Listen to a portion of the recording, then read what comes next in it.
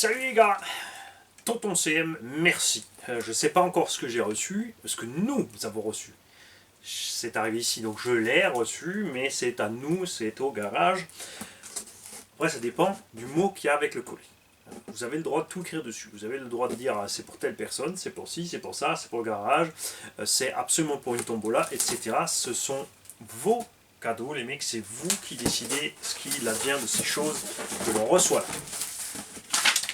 Alors, je vérifie toujours s'il n'y a pas de deux côtés. Hein. Salut Mani.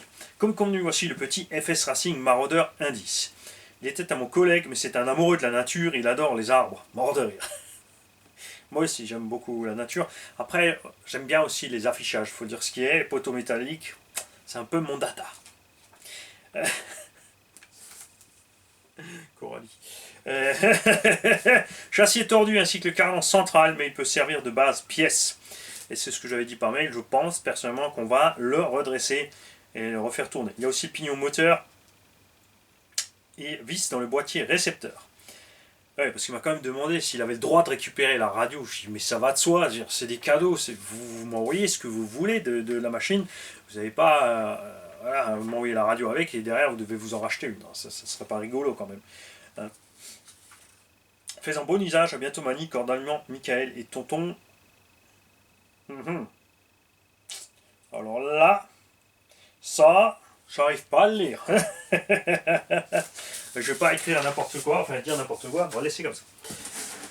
Hop, on a donc ici le célèbre FS Marauder. Le FS Marauder, il est coincé dans le carton, sort de là, juste. Le voici. Rebadgé en France, MHD Kansas, version charbon, et Kansas Pro version brushless. Chez MHD, ils ont appelé ça un 1/8 parce que ça a la taille et l'anthrax d'un buggy bouge pas 1/8. Regarde, je t'en ai un là ce coup-ci. Enfin, hein, la taille et l'anthrax. Ça, c'est un buggy 1/8. Un vrai. Hein, costaud, solide. Avec des vrais amortaux de buggy 1/8 et une vraie transmission de buggy 1/8. Donc on est un tout petit peu plus court sur le FS Racing. Avec la roue de secours, ok, on a la même longueur. Les roues sont à peu près de la même taille. Encore ça c'est des petites roues. Hein. Des roues de buggy 1/8 c'est quand même beaucoup plus gros. Enfin plus gros, plus grand. Grand, c'est grand. Regarde, hop. Voilà, tu vois. Ça c'est des roues de tout chemin. Ça c'est un Thunder Tiger UV4 G3 que nous allons transformer et qui sera à 10 fois petit prix. Puisqu'on a reçu le châssis en cadeau d'un tonton. On va y mettre un petit combo, on va y mettre une belle petite carouin cassable et on va faire une belle petite machine. Et surtout, le FS Marauder n'a pas du tout une mécanique de 1/8. On a un tout petit arbre de transmission centrale avec des tout petits axes de 2,5. On a des tout petits mini cardans, des micro amortos, des petits roulements. C'est plus la mécanique d'un short curse 1.10 et encore. Petit short curse indice, ah oui, il manque un bout quand même, il manque bien facile 2 cm. Les roulements et les diffs là-dedans sont rikiki. Là, on a un slash 4x4 qui lui a vraiment l'anthrax de buggy 1/8. Tu vois, on est quand même plus conséquent. Hein, le slash, tu as la taille du buggy 1/8, tu as quasiment la largeur, à peu de choses près. Au total, quelques millimètres, enfin pas tout à fait 1 cm. Même lui a une transmission plus balèze que ce machin là. Donc en charbon c'est ok, ça tient. En brushless tu restes en 2S, tu te fais plaisir. Tu te fais plaisir surtout si tu le prends sur Banggood. Pourquoi? Parce que FS Marauder coûte je crois 120-130 € en charbon et 160-180 € en brushless à l'étranger. La version de chez nous, accroche-toi bien, 100 balles de plus. T'en as pour 220 la version charbon et 280 ou 300 € la version brushless. Et là ça fait mal, hein, parce que niveau solidité, c'est un machin, c'est fait pour se promener. Honnêtement, tu te promènes avec, c'est tout. Il y a de quoi vraiment se faire plaisir pour un gamin, pour un débutant, mais c'est pas un engin qui est fait, tu fais pas de saut avec. Et encore, On a un abonné qui en avait un, il a dit il a fait plus de sauts avec que son slash, et il a survécu plus longtemps. Donc vraiment avec le brush, si tu restes en 2S, t'es pépère là-dedans, tu peux te balader en forêt, tu peux te promener dans les parcs, pelouse tendue, tout ça c'est son domaine. C'est vraiment un engin de débutant de promenade. Tu peux faire évidemment tout ce qui est dérapage, tout terrain, je dis pas des sauts en longueur, tout ça, ça passe bien. Après, tu ne bâches pas avec cet engin. Enfin, après c'est toujours un peu le terme étrange parce que faire du bâche, c'est tout simplement rouler en dehors d'un circuit dédié à la RC. Donc si tu roules dans un parc, tu es déjà en train de faire du bâche, en fait, en théorie. Les mecs qui font du crawler aussi, ils sont tout le temps en train de bâcher, les mecs. Hein. Même s'ils vont à 8 à l'heure, ils sont tout le temps en train de bâcher, ils sont jamais sur un circuit, ils sont dans la nature. Donc c'est toujours pour et les comptes dans les explications. On a donc effectivement un cardan qui a un petit souci, un top plate qui a un gros souci, et un kick-up avant démentiel. Ah, j'adore. Et nous, vu qu'il y en a tout sur la machine, on va refaire ça. Tout ce qu'on va lui organiser, évidemment, c'est un...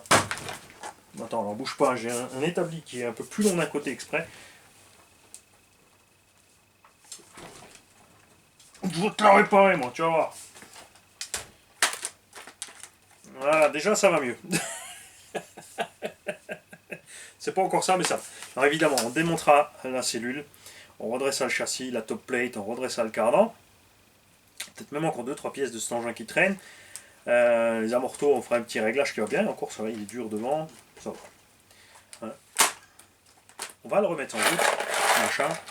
Là, on a les pièces qui vont avec. Et on y fera une tombola.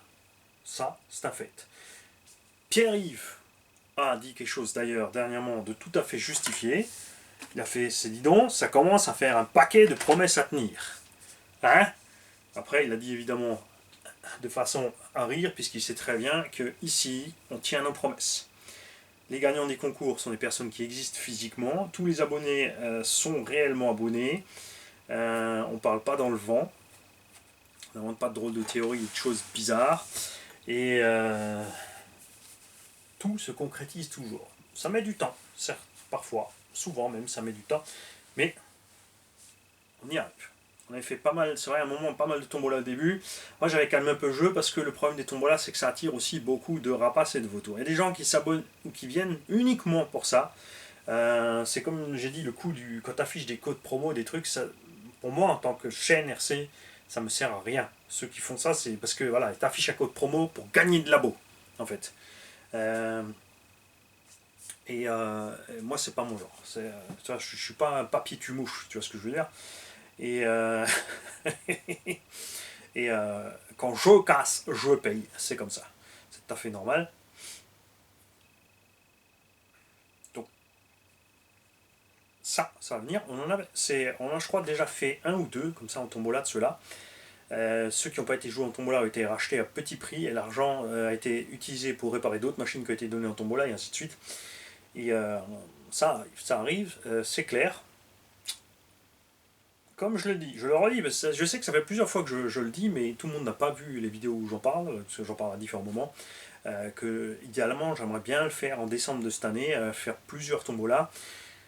Mais on va peut-être étaler ça, on va commencer en décembre si tout va bien, et on étalera ça ensuite au filet de l'année prochaine, pour pas faire trop à la fois, parce que j'ai constaté, c'est vrai que tu fais le jeu, tu as plein de questions, plein de réponses, plein de mails à faire, après il faut tout emballer, il faut tout expédier. Et ça fait beaucoup avec tout le reste à gérer. Et heureusement que j'ai des admins qui me font un coup de main. Merci à eux. Ça, c'est un fait. Grand merci aussi aux nains d'atelier. Il y en a plein aussi qui sont proposés pour venir m'aider. Après, c'est pas toujours faisable parce que le temps. Ça met un certain temps à apprendre à travailler ensemble pour savoir quand tu bosses, quand tu demandes quelque chose à quelqu'un, qu'il le fasse à la façon dont tu aimerais. Qui est aussi la façon dont l'abonné l'aimerait, parce que c'est comme ça qu'il l'a vu faire sur la chaîne. Ça met un certain temps pour réussir à travailler comme ça en équipe, Donc tu peux pas à gogo distribuer des machines à droite à gauche pour qu'elles soient faites, seulement elles reviennent, après tu as quand même un petit truc que tu veux faire à ta façon ou autrement. Surtout là maintenant pour les petites Tamiya, puisque à un niveau des équipements j'ai plusieurs combos qui traînent, plusieurs machines, plusieurs machins. Donc là je vais les faire les unes après les autres, à ma sauce, comme j'ai envie de faire. Si je confie tout ça à quelqu'un, il va se retrouver, il ne saura pas que je mets là, que je mets là. Il va se retrouver à se demander 150 000 choses. Et à la fin c'est plus long, c'est plus de travail, selon le cas. C'est pas toujours facile à faire pour que tout soit comme on a envie. Et en plus, tu as vu, c'est le Marauder 68, celui-là. Le vrai, l'original. Tiens, tu penses pas. Mais ça vient, vous allez voir, vous ne serez pas déçus. Ça, c'est certain. Tous ceux qui sont venus là, qui ont vu ce qui se passe à côté, peuvent vous le garantir que vous n'allez pas être triste. Salut les mecs. Il y en a un qui va être triste, ça c'est sûr.